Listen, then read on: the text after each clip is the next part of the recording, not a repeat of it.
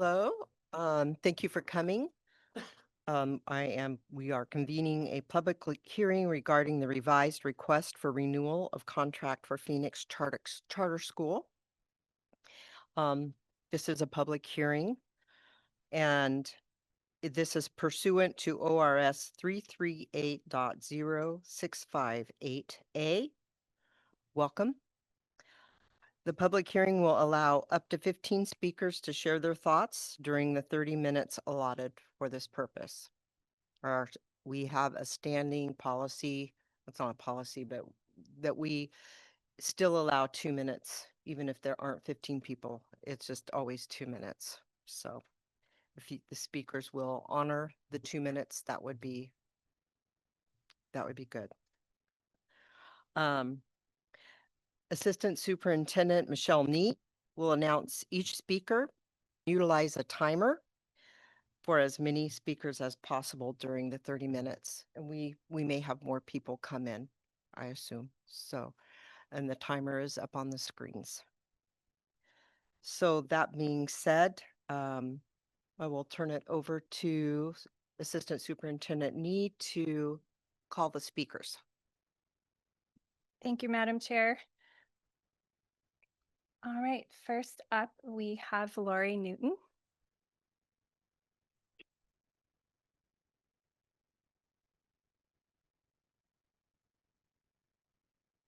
Is the microphone able to hear? I want to start out by thanking this board and previous board members for 20 years of support of Phoenix School. That is greatly appreciated. Also, this past year, which I became interim executive director, I have many thanks for the support of the district administration. Dr. Gordon, Chelsea's been very helpful, and especially Michelle Nee. We are very grateful for your support this year. And I have an apology to make to Steve Hammerson. There was a little mix-up on the 19th. We were holding a meeting of the nonprofit Phoenix School of Roseburg. That sounds like Phoenix Charter School, but there are two entities under the Phoenix umbrella. One of them is the charter school. We were not meeting that night. We wanted to have a meeting of the corporation first in an update on where we are with this process and in order to make plans. So that was actually a private meeting. And I didn't really explain it very well. So I told him I'm going to kick you off, and then I kicked him off. Sorry about that, Director Hammerson. But we will be posting public meetings going forward. As you all know, and have known for a long time, Phoenix was a mess at the beginning of this school year. I didn't know how big, really, until I got in the weeds, and I'm not sure that we could have met what we were asked to meet in 1 year's time. I just regret that we've not been able to have the opportunity to see how those changes play out. And a lot of times in education, policies and procedures are, they take time, and we didn't get that time. But I do want to thank you all for your support of Phoenix.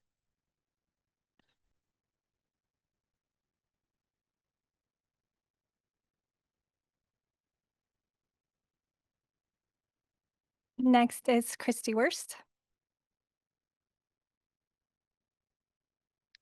Good evening. I appreciate the opportunity to come and speak again tonight. I did speak last time. I wanted to come, couple thoughts that came to my mind. This was my first year at Phoenix. There was a lot of changes that happened. And I know there's been a lot of criticism of a too little, too late. And I can understand that. I can understand the concerns. However, I can't tell you how much our staff has done to make changes and continue to make changes. We have added new board members since we last were here for the decision. We do have posted and are looking for a new executive director for a permanent position, not an interim. And we are also looking at other possible staff changes that would be needed, adding additional licensed teachers or anything else. And as the HR manager and also our board clerk, I can attest to where we're at in those areas. Secondly, um, I'm going to pull on your heartstring, hopefully, for a minute. As educators, no matter what position we're in, if our heart, our passion is to help a student, not necessarily just education, but be there for a student in Douglas County, where we're at, or wherever we're at, um, I would encourage you to go beyond looking just at, are they getting a high school diploma? Um, does Phoenix have other programs, workforce programs? Surely we do. But we also have programs that help with referring for homelessness, mental health, and we are there not just to give them an education, but a lot of these students may not make it with dying of overdose, drug addiction, or even suicide. And those are very real numbers that have come to light recently.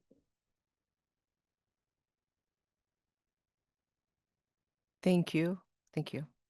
I'm not seeing anyone else. Do you know of anyone specifically that's on their way? Okay. Um, Check online. please check online. Thank Is you. there anyone online who would like to comment?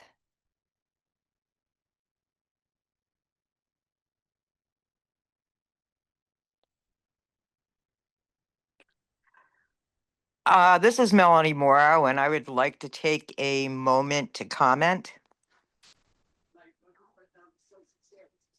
Thank you, Melanie. You will have 2 minutes. Thank you. I started working at Phoenix in 1996. We were at the Pacific Building, and then we were at Gaddis Park, and then we were at the Flakel Building, and then we were at the new building. I think over the years, Phoenix has changed a lot. I think originally when it was set up some almost 40 years ago, originally it was set up to help with teen parenting and get those kids graduated while they had to bring their babies to school. Um, we've changed a lot.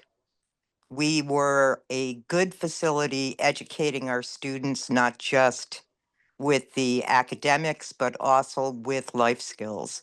Um, we need to start looking at what we did before and what made us successful before that we have quit doing. I left about a year and a half ago because of medical reasons. Um, we taught kids math and reading and science and social studies. We integrated that into the academic programs. Excuse me. We taught cooking. We taught math through cooking. We taught reading through cooking. We taught history through cooking.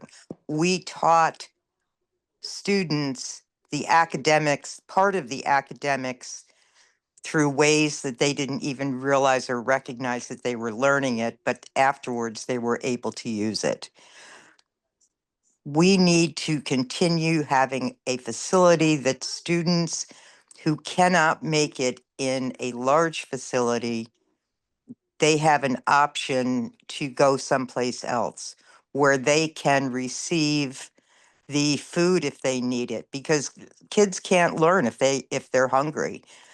Clothing if they need it, a shower if they need it. Miss Morrow, your time is up. Thank you. Thank you. Do we have any others online? Is there anyone else online who would like to comment? Please speak up. Okay, we will adjourn this public.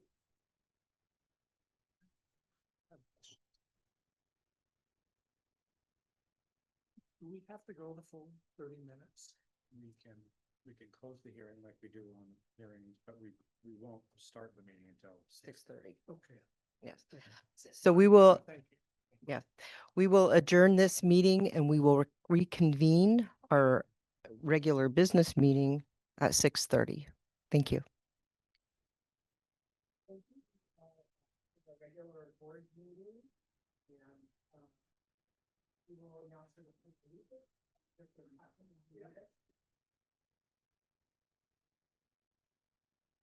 I pledge allegiance to the flag of the United States of America, to the republic for which stands one nation under God, indivisible, with liberty and justice for all.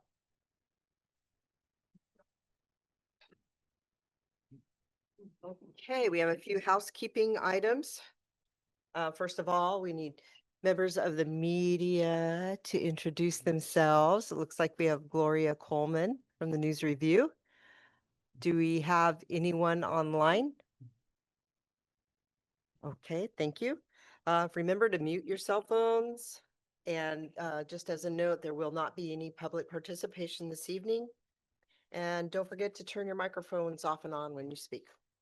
And now we have Superintendent Corden, who will give us the review of agenda and communications to the board. Thank you, Madam Chair. We do have one additional hire to add to the consent agenda tonight. Green Elementary School would like to extend an offer of employment to Brittany Pritchett, a third grade teacher. That's reflected in your consent agenda. Relative to communications, want to welcome Directors Leone and Hammerson. Thank you for joining us on Zoom tonight, both attending this family events. Also joining us via Zoom tonight is our legal counsel, Janae Hilliard. Thank you for being here. She's a partner with Miller Nash LLP, and Dr. Susan Miles, OSB Director of Board Development. Thank you both for joining us this evening and taking some time to be part of this meeting. Thank you. Thank you, Superintendent Corden. We have in your packet the consent agenda, which is pages 1 through 20. You've had a chance to look at that. Things that were in that for those online that maybe didn't look at that on our posting. Minutes from May 28th, 2025 board meeting, licensed staff resignations and retirements, license recommendations for employment and gifts to the district. So those are some of them. I do want to kind of say a special thank you with some of the gifts. People have been very generous, which we are very grateful for. So a special thank you to Jiffy Joe LLC, $2,500, and Champion Car Wash, $2,500, and Michael and Pamela Bobbert, $5,000 for generations to the RHS Track and Field Program. Swanson Manufacturing Group donated wood products over $4,000 for the benefit of the RHS Wood and Manufacturing Program. And Pete's Drive-In, which you may have seen online, donated $800 to provide ice cream for Fir Grove students. So that is what we're all about, is community. So I really thank you.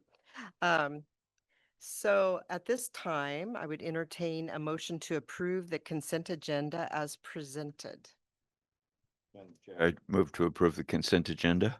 Do we have a second? Motion. Thank you. Do we have any discussion? I'm looking online. Okay, we'll vote. All those in favor? Okay. Director Leone, there you go. Okay, it is unanimous. The motion carries. And now we have item 2. So this is revised request for renewal of contract for Phoenix Charter School. So I just want to go through just kind of a little bit of a background. The charter is currently in year 5 of a 5-year renewal. The charter missed their deadline to request renewal of their sponsorship, and this board allowed the extension of the timeline on January 8th, 2025. On April 9th, a public hearing was held, inviting the public to provide comment with regard to the charter school's request for renewal. On May 14th, 2025, the board received the 72-page report from Dr. Kristen Miles, OSBA Director of Board Development. Following receipt of the report, the board unanimously denied the charter school's request for renewal. On June 11th, Phoenix emailed a letter to the district titled Resubmission of Request to Renew Sponsorship of Phoenix Charter School. On June 13th, Phoenix emailed a letter to the district titled addendum to resubmission of request to renew sponsorship of Phoenix Charter School. So OAR 581-026-04007 grants Phoenix the right to submit a revised renewal request for consideration of the district's board and requires the district's board to evaluate any revised renewal request timely delivered to the district using the same process as required for the district's board evaluation of Phoenix initial renewal request. Yesterday, Superintendent Corden shared the response to the revised renewal request and addendum to revised renewal request with you via email. The 52-page document addresses each area of concern, along with relevant information from the renewal report, the contract, and applicable law as provided by our legal counsel, Janae Hilliard, and Dr. Kristen Miles, OSBA Director of Board Development. Earlier this evening, you heard comments from the public. And at this time, I would entertain a motion to approve or deny the revised charter renewal request of Phoenix Charter School of Roseburg. I move that the board deny the revised charter renewal request of Phoenix School of Roseburg, finding that the charter does not meet the criteria of ORS 338.658A, and direct the superintendent to send notice to the charter school of the board's decision. Do I have a second?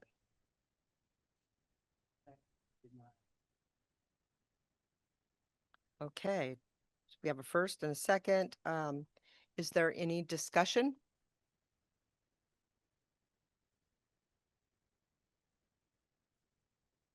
Does not appear that we have any discussion. All those in favor of the board denying the revised charter renewal request of Phoenix School of Roseburg, say aye. Aye. Aye. Okay. So the motion carries unanimously. So at this time, I would adjourn this regular meeting. Thank you all for coming.